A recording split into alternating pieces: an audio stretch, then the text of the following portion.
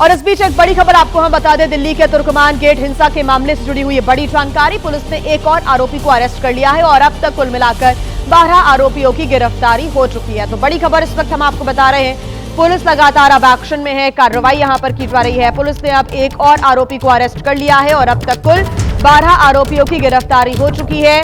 दिल्ली के तुर्कमान गेट हिंसा मामले से जुड़ी हुई ये बड़ी जानकारी। बता दें कि जब बुलडोजर एक्शन करने के लिए टीम पहुंची हुई थी, तब वहां मौजूद कुछ लोगों ने पत्थर बरसाए थे और पुलिस के कई जवान घायल हो गए थे और उसके बाद से लगातार अब पुलिस की तरफ से कड़ी कार्रवाई की जा रही है। मनोज वर्मा हमारे संवाददाता हमारे साथ जुड़ गए। मनोज, क्या जानकारी कार्रवाई को लेकर? एक और को अरेस्ट किया गया है। जी बिल्कुल, देखिए आपको बताना चाहूंगा कि ये इस मामले के अंदर 12वीं गिरफ्तारी है। मोहम्मद इमरान नाम के शख्स को पुलिस ने गिरफ्तार किया है। देर रात इसकी गिरफ्तारी की गई है और पुलिस के मुताबिक ये शख्स भी पत्थरबाजी में शामिल था। तो अब टोटल आरोपियों की संख्या की बात करें तो इस मामले में 12 आरोपी अब तक गिरफ्तार हो चुके हैं। इसके अलावा 10 मीडिया इन्फ्लुएंसर्स हैं जो अभी पुलिस की रडार पर है, जिनको नोटिस करके एक एक करके पूछताछ के लिए बुलाया जाएगा, क्योंकि उनके ऊपर आरोप लग रहे हैं कि वो उकसाने में और भड़काने में शामिल थे। फिलहाल 12 गिरफ्तार हैं, जिसमें से 5 लोग जेल जा चुके हैं और बाकी जो ये 7 लोग हैं इनको अदालत में पेश किया जाएगा। ठीक मनोज, नजर बना के रखिएगा, आगे आपसे अपडेट्स हम लेते रहेंगे। फिलहाल शुक्रिया तमाम जानकारी के लिए। तो कुल 12 आरोपी अब तक अरेस्ट किए जा चुके हैं, एक और को अरेस्ट कर लिया गया है। पुलिस आगे की जो कार्रवाई है उसको लेकर प्रक्रिया आगे बढ़ा रही है। पुरानी दिल्ली के तुर्कमान गेट पर हुई पत्थरबाजी के बाद आज फैज़-ए-इलाही मस्जिद में जुमे की नमाज पढ़ी जानी है और यहाँ पर तनाव की आशंका के मद्देनजर भारी तादाद में पुलिस फोर्स को तैनात किया गया है। तस्वीरें आप देख सकते हैं, बड़ी मात्रा में पुलिस बल के जवान इस वक्त मौजूद हैं। फैज़-ए-इलाही मस्जिद के मुख्य संरक्षक नजमुद्दीन चौधरी ने लोगों से शांति बनाए रखने की भी अपील की। उन्होंने लोगों से कहा है कि हालातों को देखते हुए सभी को अपने घर के पास की मस्जिद में ही नमाज पढ़नी चाहिए। दरअसल तुर्कमान गेट इलाके में मौजूद फैज़-ए-इलाही मस्जिद से अवैध अतिक्रमण हटाने के दौरान कुछ अराजक तत्वों ने पथराव किया था और इसकी वजह से हालात खराब हो गए थे। ऐसे में शुक्रवार यानी कि आज जुमे की नमाज को देखते हुए प्रशासन ने बड़ी तादाद में सुरक्षा बलों को तैनात किया है। अवैध अतिक्रमण हटाने के लिए एमसीडी और दिल्ली पुलिस आई थी, पत्थरबाजी हुई थी, उसके बाद जुम्मे की पहली नमाज है। तो इसके एहतियात में आज पूरे इलाके में भारी सुरक्षा तैनात की गई है। आप देख सकते हैं यहाँ पर सीआरपीएफ के जो जवान हैं वो आपको बाकायदा यहाँ पर दिखाई देंगे और सुबह सवेरे ही पूरे इलाके में जो है वो यहाँ पर भारी सुरक्षा बल तैनात किए गए हैं।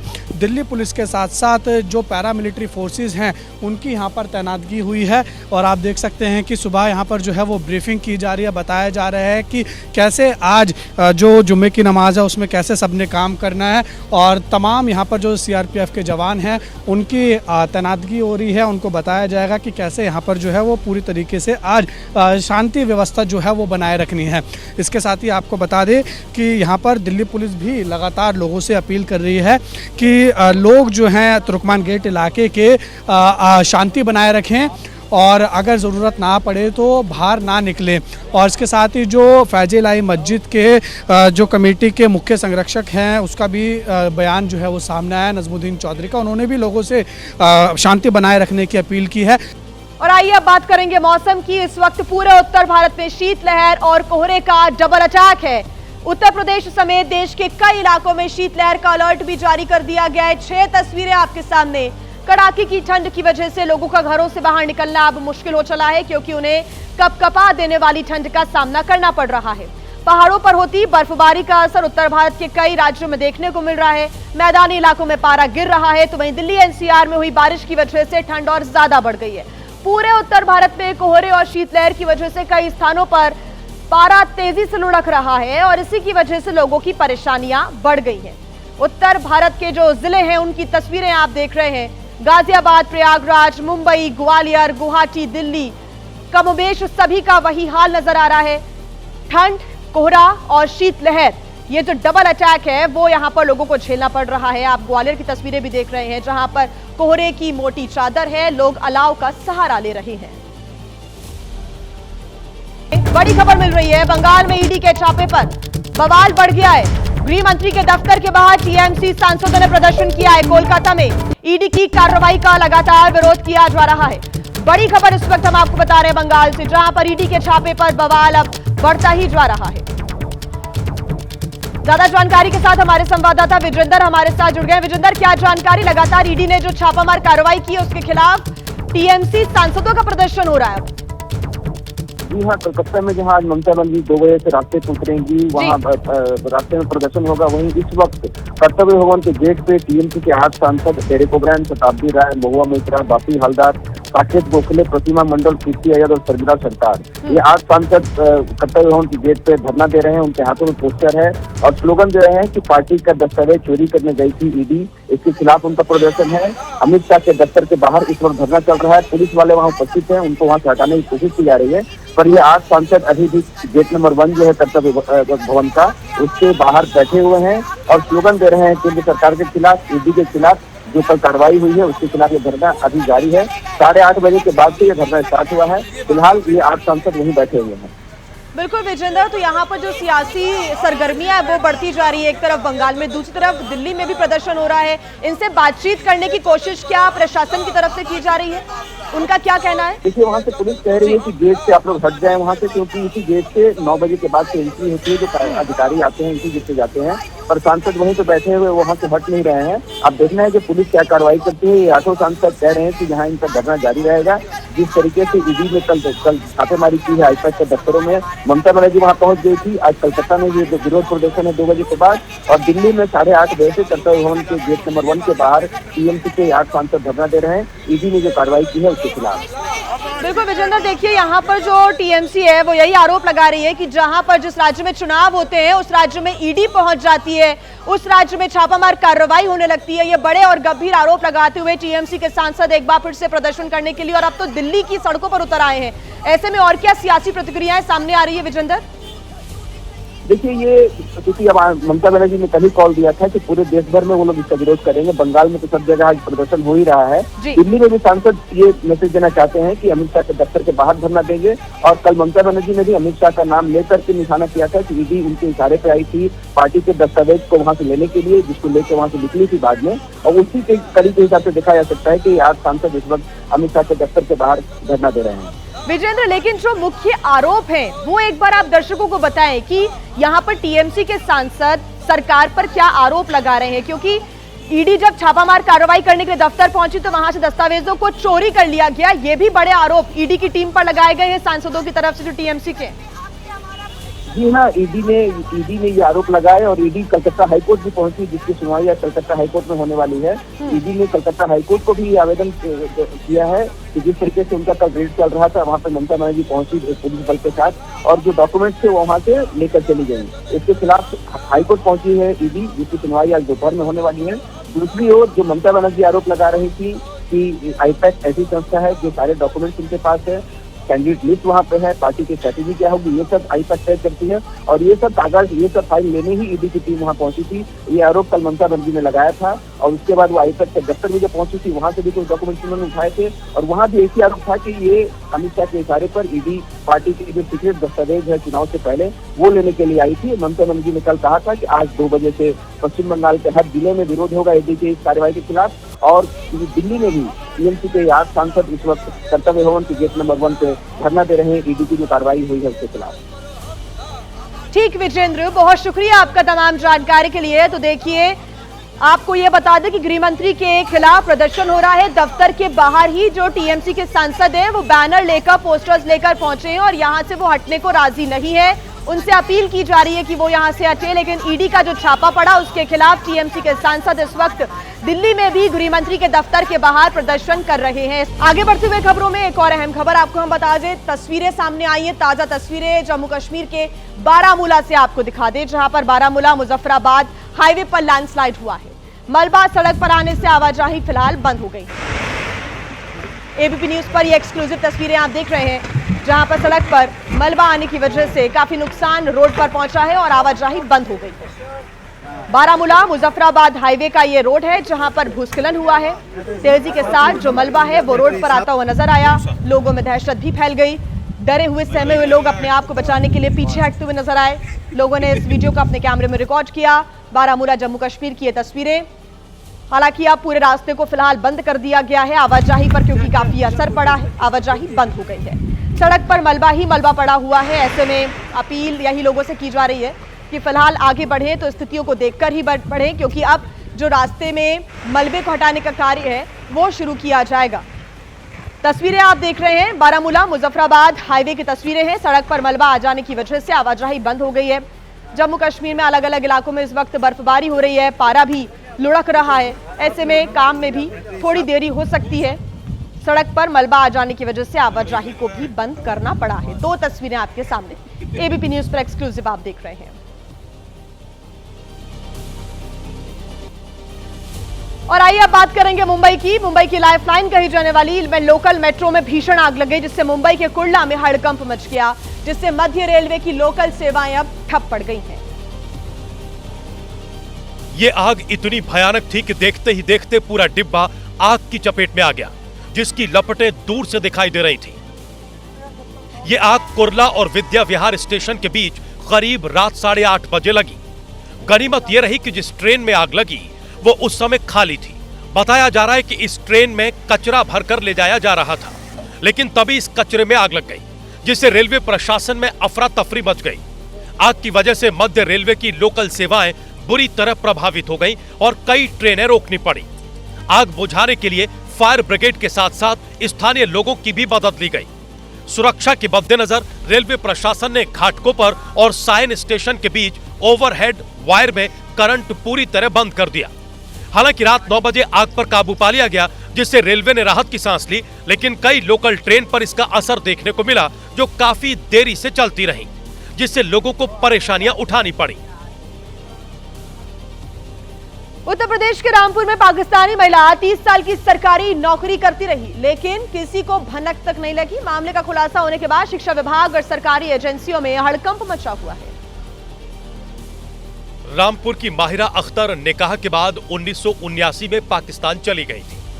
वहां पर 2 बेटियां हुई, लेकिन 3 साल बाद तलाक हुआ तो माहिरा वापस भारत चली आई और माहिरा से फरजाना बन गई।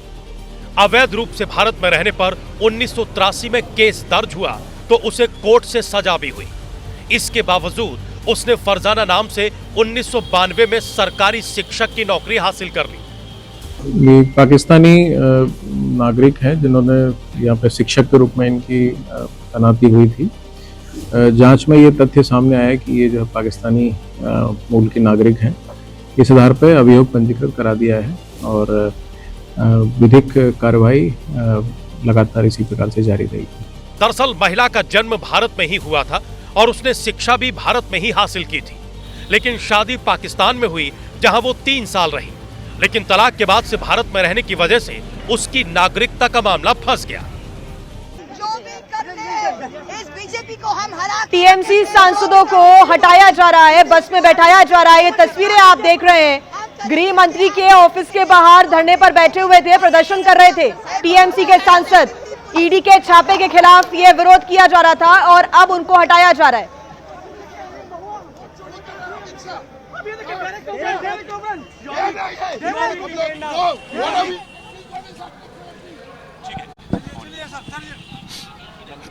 बस में बिठाकर टीएमसी के सांसदों को यहां से ले जाया गया। उनसे अपील लगातार की जा रही थी।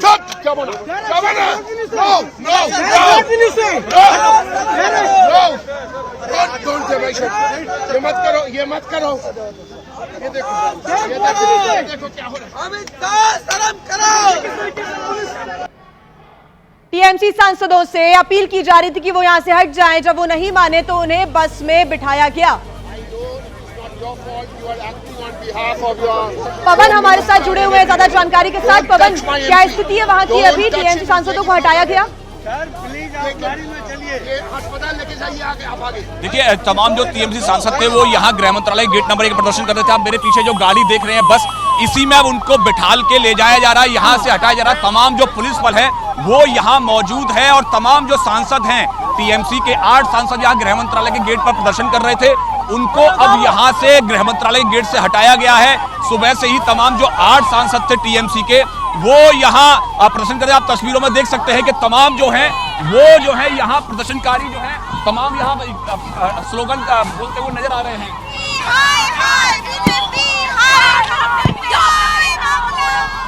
लगातार जितने भी टीएमसी सांसद हैं वो यहाँ प्रदर्शन कर रहे हैं, बस में उनको दिल्ली पुलिस हटा रही है। उनका कहना यही है कि जिस तरह से चूंकि बंगाल में अब सिर्फ 1 महीने का वक्त, 1-1.5 महीने के बाद में चुनाव की घोषणा होनी है, ऐसे में लगातार जो है ईडी की रेड बढ़ गई है। ईडी के जो तमाम अधिकारी हैं वो केंद्र सरकार के आदेश पर वहां कार्रवाई कर रहे हैं और उनका आरोप यह है कि बीजेपी बंगाल में चुनाव हारने जा रही है, इसलिए सब हो रहा है। तो लगातार जो टीएमसी के 8 सांसद, चाहे कीर्ति आजाद हो या फिर महुआ मोइत्रा हो, साकेत गोखले हो, तमाम जो 8 सांसद थे वो यहाँ गृह मंत्रालय के गेट पर प्रदर्शन कर रहे थे। फिलहाल दिल्ली पुलिस ने उन सबको हटा दिया है। आप देख सकते हैं कि एक बस में उनको बिठाल के फिलहाल यहाँ से ले जाया गया है। अभी कहाँ लेके जाएंगे, क्या करेंगे, वो अभी उसकी पूरी तस्वीर साफ नहीं है। क्या पुलिस ने उनको गिरफ्तार किया या सिर्फ डिटेन करके यहाँ से सिर्फ हटाया है, ये जो तस्वीर अभी तक साफ नहीं है। लेकिन गृह मंत्रालय के गेट से फिलहाल जो है वो दिल्ली पुलिस ने तमाम जो टीएमसी सांसद हैं उनको यहाँ से हटा के एक बस में बिठा के यहाँ से दिल्ली पुलिस ले गई है। बिल्कुल, क्योंकि अब इस पर सियासी प्रतिक्रियाएं आना लाजमी है और देखना होगा कि अब आगे क्या कदम उठाए जाते हैं। दिल्ली पुलिस की टीम बस में बैठाकर इन सांसदों को कहां लेकर पहुंची है, इस बारे में जानकारी पवन आपके पास? देखिए अभी कहां लेके जा रही है इसके लेकर कोई जानकारी नहीं है, लेकिन फिलहाल दिल्ली पुलिस के जो तमाम अधिकारी थे वो यहां कर्तव्य भवन के सामने पहुंचे और यहां से जो टीएमसी के तमाम सांसद थे जो यहां प्रदर्शन कर रहे थे सुबह से ही, उनको फिलहाल आप तस्वीरों में हमने दिखाया अभी कि उनको यहां से हटाकर और बस में बैठाया गया और बस से उनको यहां से फिलहाल हटा दिया गया है। अब ये कहां लेके जा रहे हैं अभी इसकी जानकारी फिलहाल नहीं है, लेकिन फिलहाल जो है वो टीएमसी के जो 8 सांसद यहां प्रदर्शन कर रहे थे उनको दिल्ली पुलिस बस में बैठा के यहां से ले गई है। बिल्कुल, इसको लेकर अब प्रतिक्रियाएं जो आएंगी सामने इस पर नजर आएगी। जो टीएमसी के सांसदों की तरफ से पुलिस जब समझाने की उनको कोशिश कर रही थी कि वो यहां से हट जाए, उनकी तरफ से तब क्या कहा जा रहा था, जब उनको डिटेन किया गया तब उन्होंने किस प्रकार के आरोप लगाए, और साथ ही साथ हमने सुना नारेबाजी भी यहां पर गृह मंत्री के खिलाफ भी की गई है टीएमसी के सांसदों के द्वारा। पवन, देखिए जाहिर तौर पर कल शाम को भी जब जैसे ही पश्चिम बंगाल में रेड की खबर सामने आई आईपैक के ऑफिस में, उसके बाद ही खुद मुख्यमंत्री ममता बनर्जी वहां आईपैक के ऑफिस पहुंचती है और वहां से फाइलें उठा के बाहर जाती हैं और लगातार गृह मंत्री और प्रधानमंत्री के ऊपर हमला बोलती है। उसके बाद में आज सुबह से ही टीएमसी के सांसद यहाँ पहुंचे और यहाँ प्रदर्शन कर रहे थे। जो कर्तव्य भवन है गृह मंत्रालय जो यहाँ है और वहाँ उनके दफ्तर के बाहर जो है प्रदर्शन कर रहे थे। जब हमारी उनसे बात हुई तो उनका कहना यही था कि पश्चिम बंगाल में अब 1-1.5 महीने के अंदर चुनाव की घोषणा हो जाएगी। मार्च के अंत में और अप्रैल में वहाँ पश्चिम बंगाल में चुनाव होता है, तो ऐसे में बीजेपी और केंद्र सरकार जो है वो लगातार जो तमाम जो ऐसी एजेंसीज हैं उनके जरिए वहाँ टीएमसी के ऊपर दबाव बनाना चाहती है, टीएमसी नेताओं को डराना चाहती है। उसके चलते ही ये सारा ईडी की रेड हो रही है। उनके साथ साथ उनका ये भी आरोप था कि तमाम जो फाइल्स जो थी वो ईडी अपने साथ ले गई है। उसमें हमारी इलेक्शन की स्ट्रेटेजी थी, कौन कौन कैंडिडेट कहां से लड़ सकता है, उस पूरा एक डाटा तैयार था। वो सारे डाटा को जो ईडी है वो अपने साथ ले गई है, यानी कि पश्चिम बंगाल चुनाव से पहले टीएमसी के ऊपर दबाव बनाने की कोशिश, ऐसा आरोप जो है वो टीएमसी के तमाम सांसद यहाँ लगा रहे थे। और उनको जब ले जा रहे थे तो उनका कहना यही है कि केंद्र सरकार और बीजेपी टीएमसी से डर गई है। ममता बनर्जी विपक्ष की सबसे मजबूत नेता हैं जो नहीं डरती, और कल उनका वाकया आपने देखा, ऐसा कहना तमाम टीएमसी सांसदों का है।